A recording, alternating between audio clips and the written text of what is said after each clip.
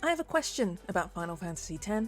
Why is it so damn hard? I'm not talking about fighting Yunalesca or even Seymour Flux, I mean dodging 200 lightning bolts in a row or managing a Blitzball team. Sounds trivial, yet these tasks are the key to unlocking the most powerful weapons in the game, and they're infuriating.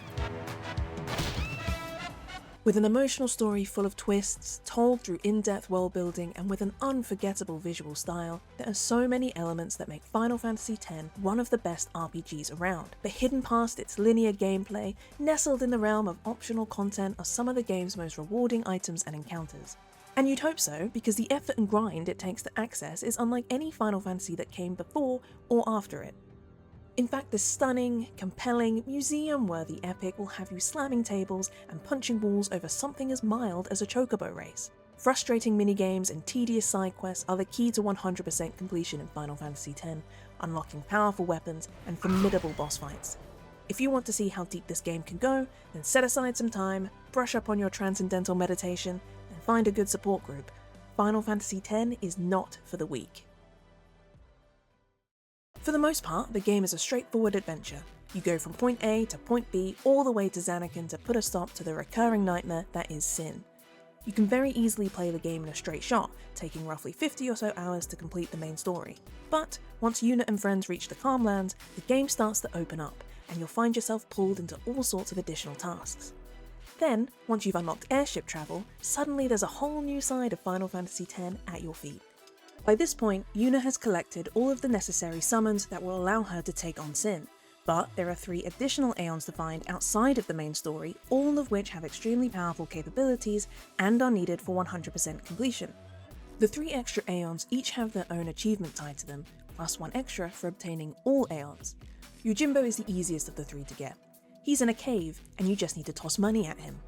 Granted, it's a lot of money, and you'll need to bargain with him to get a decent price, but Yojimbo possesses the deadliest attack in the game, Zanmato. If you've got the cash, and Yojimbo feels so inclined, Zanmato can one-hit any enemy in the game with the exception of Yunalesca and Braska's final Aeon. Getting Yojimbo to actually use Zanmato is a whole other task, however, one that relies on various formulas with multiple conditions to calculate the chance of... It's complex, and requires maths. I don't use Yojimbo much for this very reason, but Zanmato being able to cut down the game's toughest enemies in mere seconds is an attractive prospect nonetheless. Obtaining Anima is also very straightforward, but without prior knowledge you can make this task way harder than it needs to be. We see Anima for the first time in Luca, when Maester Seymour summons her in the Blitzball Stadium and makes Yuna's Aeons look like malnourished puppies. Thankfully, the game devs knew just how incredibly cool Anima looked and made it possible for players to obtain her themselves.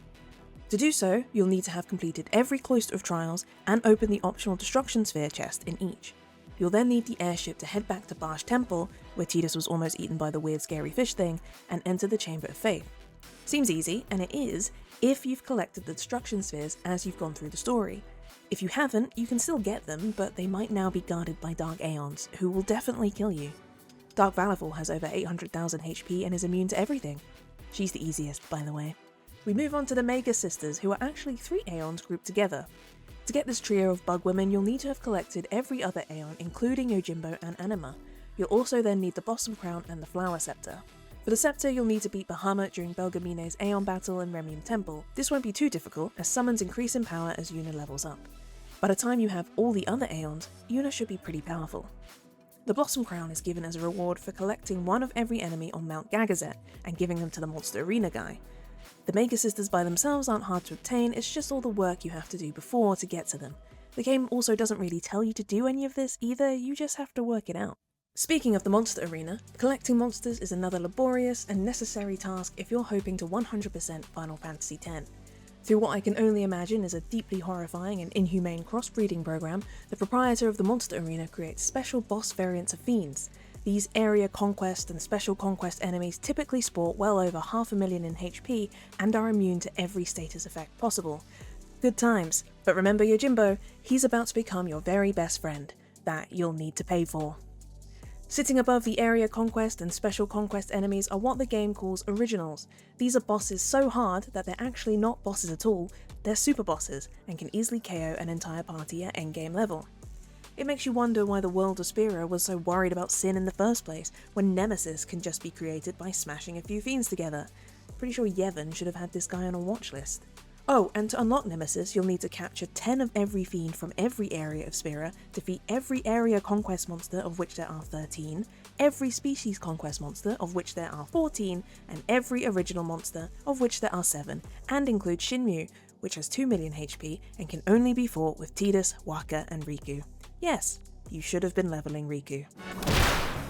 But leveling alone won't lead you to success against these monsters. In fact, even if you maxed out the entire sphere grid for every character, there's an achievement for that, you'd still be beaten back into a primordial ooze. No, to even leave a dent on these abominations, you'll need to be able to break the damage limit, and for that, you'll need celestial weapons. These powerful weapons are key to not only winning the toughest fights, but leveling at a faster pace once you hit endgame.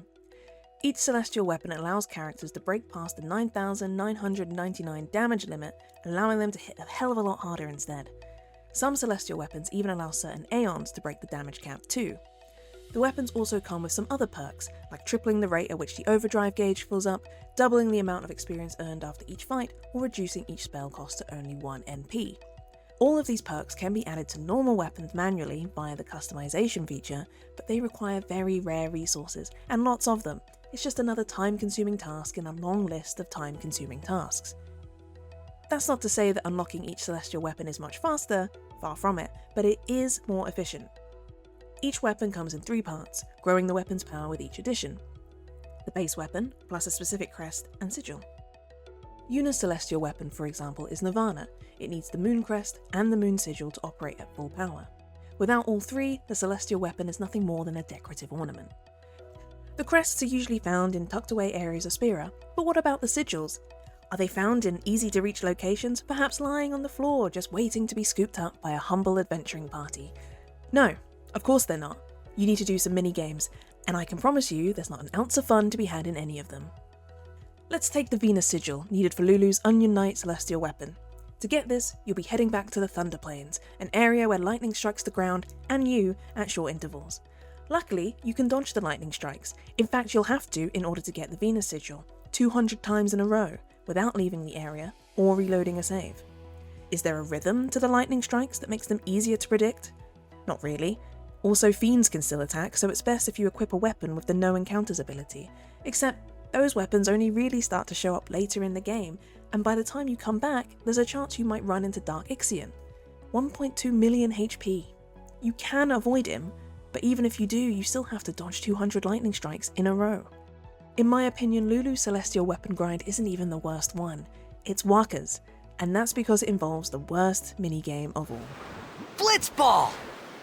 Yes, Blitzball is a strong motif throughout the game. It ties Zanarkand and Spira together for Tidus, allows him to form deep bonds with his newfound friends, and serves as a catalyst for Wakka's commitment to being a full-time guardian. But I still hate it. The one non-optional plot-related Blitzball game is fine. It's a bit of a drag, but regardless of whether the Besaid Aurochs win or lose, the story moves on and we get this infamous scene as a reward. I wouldn't mind it so much if Blitzball was a bit more exciting.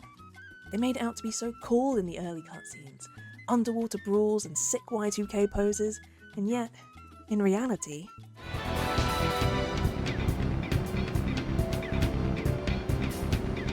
Blitzball matches are tied not only to Wakka's celestial weapon, but also his overdrives, meaning you have to play a lot of Blitzball to have Wakka at his full potential, which you want because he's very useful. To get the base weapon, you need to place at least 3rd in one Blitzball tournament. You then need to have won all 3 of Wakka's overdrives in other Blitzball tournaments and leagues. Even after that, Wakka's Jupiter sigil only has a 50% chance to show up as a prize in later leagues.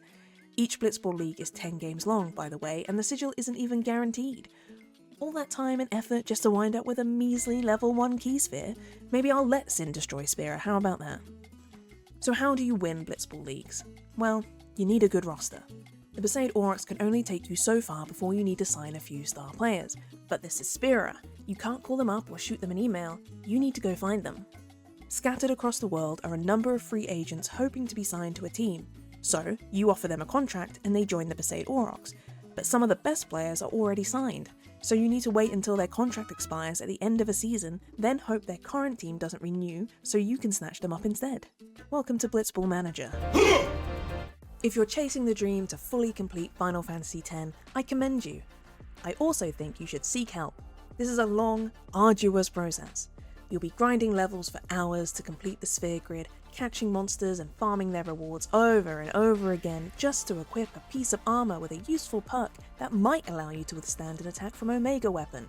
But there's an incredible amount of depth in this game that rewards those who go looking for it.